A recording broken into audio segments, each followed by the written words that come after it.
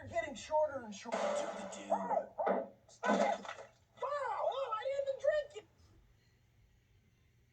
Damage unlike any other battle seen in this channel, we must take into account the regenerative pace of these two kaiju. Shin Godzilla possesses the capability to heal relatively quickly. The prime example of this is the moment when the ordnance penetrators managed to injure Godzilla. Upon further observation, Shin managed to recover almost instantly, and on top of that, deploy a weapon right where the injury was inflicted. This was thanks to its genetic composition that allowed it to regenerate this fast. More on this later. Legendary Godzilla also has regenerative capabilities, but they behave a little differently. Unlike its opponent, Legendary Goji's regeneration and healing is much slower and doesn't happen immediately. On the contrary, this process of healing injured areas can take anywhere from a few hours to even years depending on the type of wound and where. Once injured by the axe, Godzilla is seen with an orange scab-like covering where the wound was originally inflicted. But another injury that Godzilla could have taken a while to recuperate from was its dorsals. Upon getting them destroyed by the Muto Prime's sonic roar, these would have taken a while to regenerate fully. Both of these titans can heal over time, but in a 1v1 situation, healing on the spot is imperative. Not to mention that Shin evolves while it heals, bringing back a superior organ better equipped to counter the weapon that inflicted the damage. For this reason, the edge for regeneration will go to Shin Godzilla. Battle intelligence. Those of you who have seen both of these creatures in action will know that these two behave very differently. Throughout its film, Shin Godzilla has been seen as an animal that behaves on pure instinct. At times, this creature showed absolutely no signs of thought processing. But what about its fourth form? This creature's way of fighting wasn't led too much by actual thought processes, but by reactions to the surrounding elements, and it was pretty effective. To illustrate this, we need to see how this creature behaved during its evolution. Once it found it difficult to breathe, this thing adopted a more terrestrial method of inhaling. If it found it difficult to move through objects, this thing now developed legs. Once airborne objects were the next big threat, this thing countered with weapons that could counter them effectively. The point is, although this creature's brain does have something to do with the way it evolves, its fight methodology is determined by what the opponent does, or what the obstacles are. A cause and response sort of paradigm. Not much critical thinking. Legendary Godzilla is practically the complete opposite. Instead of relying on its evolutionary traits for survival, this titan relies on its cunning and, most importantly, its battle experience. Allow us to remind you that Legendary Godzilla has been alive for millions of years. And in the world of Monster vs. Titans, living this long means that you have survived many battles and wars against many different types of foes, adding to Godzilla's repertoire of combat methodologies. We'd like to think that Godzilla's mind processes are led by an instinctive compass, a hardwired personality backed up by its critical thinking abilities that allow it to develop strategies and counters to any incoming attacks. Examples of this were shown with how he managed to kill both male and female Mutos in different ways, aiming for Ghidorah's most vulnerable body parts and the ability to outmatch Kong in a purely physical confrontation. By taking all of this into account, it's clear that in this particular battle, the edge for intelligence during combat will go to Legendary Godzilla. Overall strength. Most incarnations of Godzillas are usually represented as unstoppable forces of nature. But what about these two? In its live-action appearance, Shin Godzilla was the type of kaiju that would literally burst through all sorts of urban landscape, densely packed buildings, and power through missile fire. But where is all this strength concentrated? Upon further observation, it's clear that most of its muscular density can be found in the lower portion of its body. More specifically, its extremely thick legs and very large tail. The advantage of having such a build has been beneficial to not just Shin, but Legendary Godzilla as well. That's right, both of these kaiju have thicker legs and a tail that can be used as a third limb, which comes in handy when it comes to stability. The best example of this is how Godzilla soaked Kong's punch to the face on the carrier. The real reason why Godzilla did not get knocked down was the fact that it had 3 points of contact with the ground. Unlike Kong, whose smaller legs did not help him stay upright against a swipe from a smaller limb. Speaking of which, when it comes to upper body strength, Legendary Godzilla comes equipped with a bulkier upper body. In contrast, Shin Godzilla's upper arms are much smaller and have little to no role in the destruction of these cities. So who wins the edge? While it is true that most of the lower muscular density of Shin Godzilla surpasses Legendary's, this Godzilla's larger build on its upper part of his body and his constant reliance on physical strength in combat gives him the edge when it comes to overall strength. Terrain compatibility. Which of these two kaiju can fight well in any arena? Shin Godzilla has had 4 forms to evolve into a kaiju that can handle a terrestrial arena pretty well. But its most important ability is not how it moves, but how it detects threats. In the film, it is mentioned that this kaiju has a phased array radar, which allows this kaiju to sense things in any location in a given radius. This thing will be able to detect any incoming weapon, even if its scope of vision isn't in front of its target. But is this enough to win the edge? Although legendary Godzilla does not possess a similar defense mechanism, this kaiju has the ability to locate any monster on the surface of the Earth. In terms of actual terrain, Godzilla has proven to be an apt swimmer, capable of fighting in both water and land. No matter where this battle takes place, legendary Godzilla will hold the edge when it comes to terrain compatibility. Is Febreze air effects different? Febreze uses a 100% natural propellant. Locomotion. This factor will be important when facing off against a titan of these proportions. Throughout its film, Shin Godzilla moves at a sluggish pace, as we've never seen him take off and run at high speeds. In terms of agility, this kaiju was also quite static, with only its tail as the most maneuverable part of its body. That said, it is possible that this kaiju didn't need to move fast at all. If humanity threw a special weapon that required Shin to evolve into a faster moving creature, then it would have probably manipulated its body shape to counter such weaponry. But in its 4th phase, Shin Godzilla was not fast. Legendary Godzilla, on the other hand, went from being a slow-moving creature in 2014 to a much faster and agile combatant in Godzilla vs. Kong. Although being a larger creature, this thing is now capable of literally running and even pouncing on a victim after being on all fours. The way legendary Godzilla uses its weapons, such as its tail, is a clear indicator that this Godzilla moves in ways that Shin can't. For this reason, the edge for locomotion will be given to legendary Godzilla. Now, let's get to some weapons. Melee weaponry. Shin Godzilla has been a kaiju that relied on other types of weaponry rather than physical prowess. The closest thing we got to physical damage was simply having this kaiju tear through cityscapes and nothing else.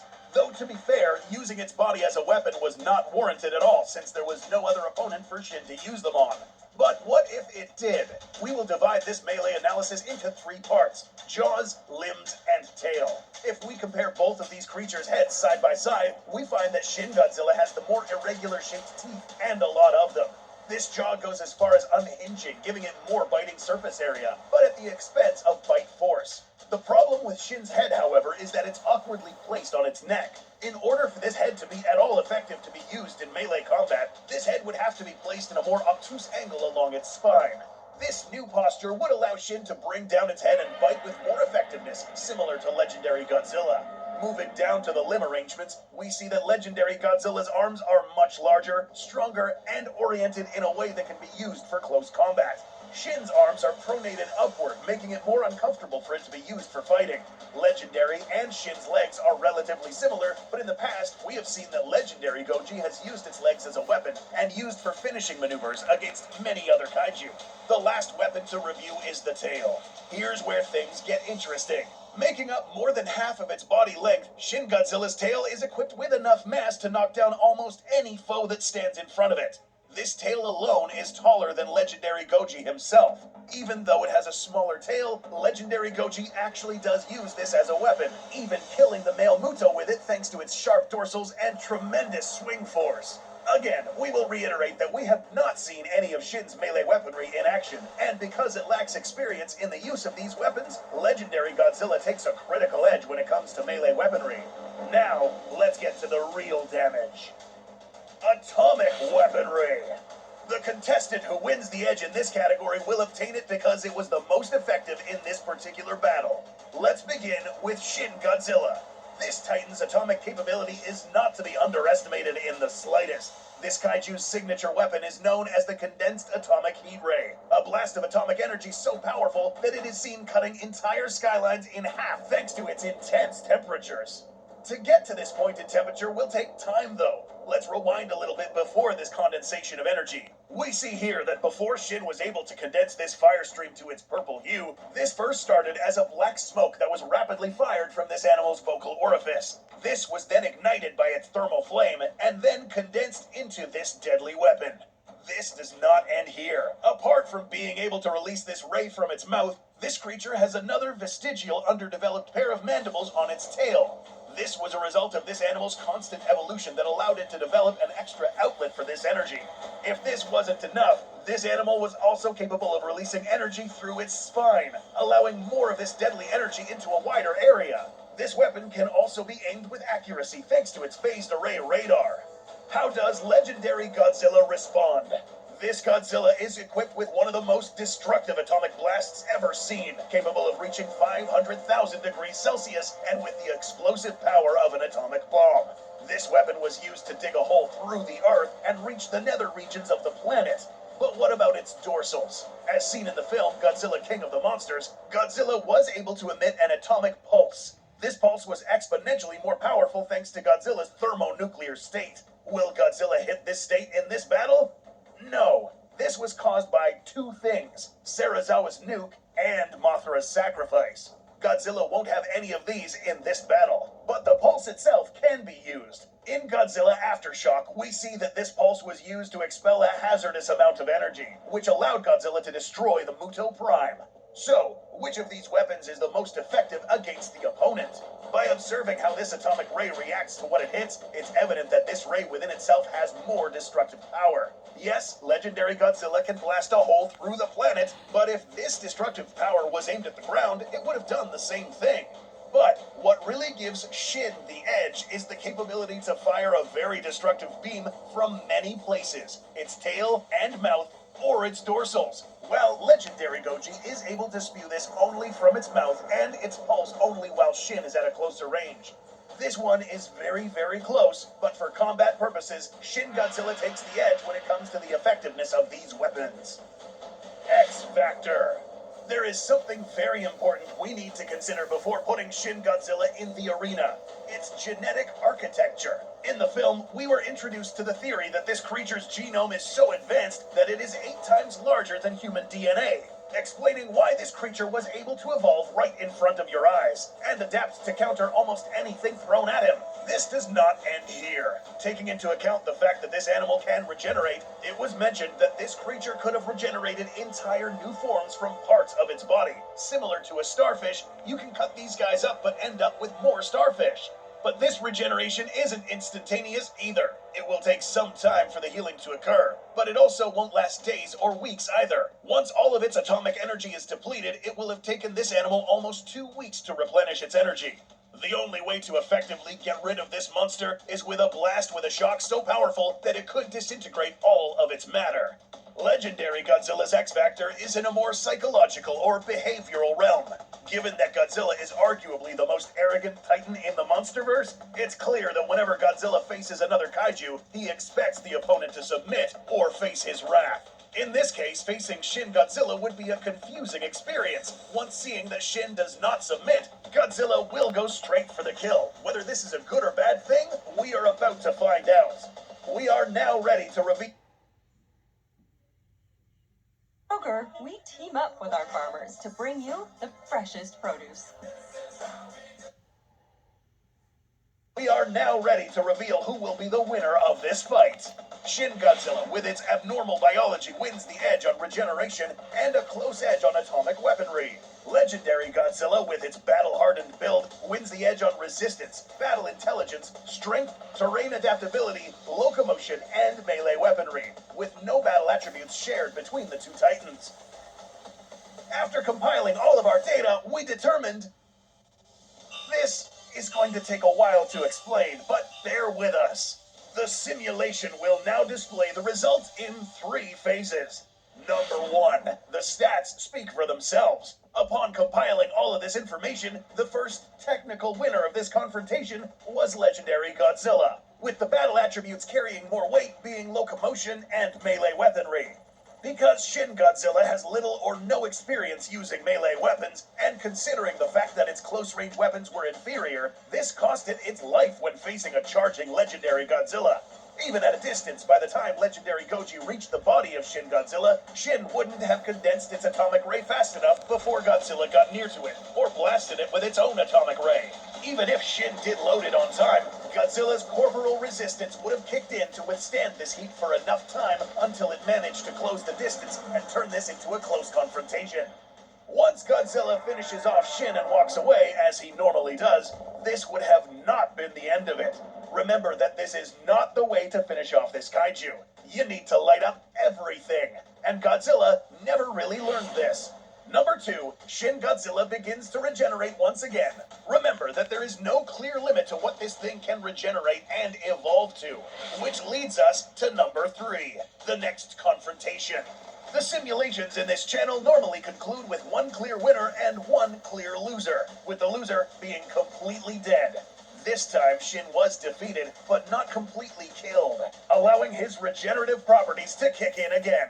Now, Godzilla faces a different kaiju with different corporal attributes that can better counter his speed and physical prowess. Perhaps even 2 Shin Godzillas. The simulation ends here since we have absolutely no data on this alternative 5th form. In the film, Shin Godzilla's 5th form were these humanoid creatures that evolved to better counter humanity in a more effective method. This was halted, obviously. By understanding Shin's biology, it is more than evident that had it faced legendary Godzilla, its 5th form would have been something completely different. A battle between legendary Godzilla and this 5th form is completely up for grabs, and we won't know exactly how it will go for legendary Godzilla. Perhaps a 6th or even 7th form would have been needed to finally defeat legendary Goji. In the past, Godzilla did face a kaiju of similar attributes. This kaiju could regenerate from severed pieces of its body, and the only way to get rid of it was to incinerate the entire Titan. This was achieved by dropping a nuke on this creature, making it one of the only kaiju that Godzilla couldn't kill. Same applies here. This was a strange outcome, but only because we are dealing with a strange creature. Did legendary Godzilla technically win in your opinion? Or does Shin Godzilla's biology grant it an ultimate victory? Let us know your opinions in the comments. For more fun kaiju documentaries like these, please like this video, subscribe, and go check out our merch if you haven't yet. Thank you so much for watching, and we will see you in the next battle. Well, to be honest with y'all, legendary Godzilla wins this fight. Yes, hands down. Legendary Godzilla wins, hands down. If y'all enjoyed this video, press the like button and subscribe and share. And I will see y'all next time. Peace.